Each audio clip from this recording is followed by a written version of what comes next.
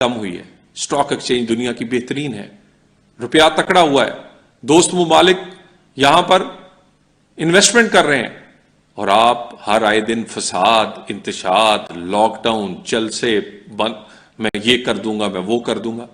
और इनके साथी वो केपीके का वजीर आला हो, वो कान खोल के सुन ले, उसको जो ढील दी गई है वो एक हद तक होगी।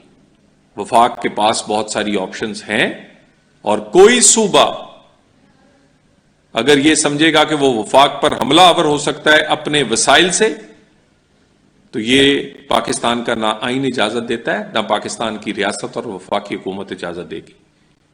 इस बयान पर क्यों मुंह बंद है पीटीआई के लोगों का?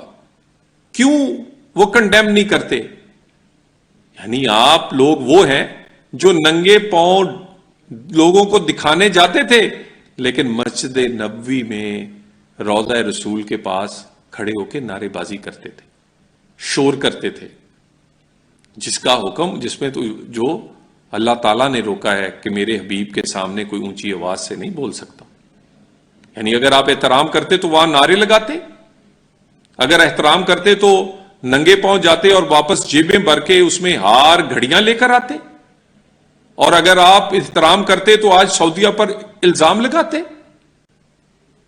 नहीं, यह ड्रामेबाजी है, यह एक एजेंडे का हिस्सा है, और अगर यह सियासत इसी तरह इस खवातीन के हाथ में रही तो इनको किसी और दुश्मन की जरूरत नहीं है।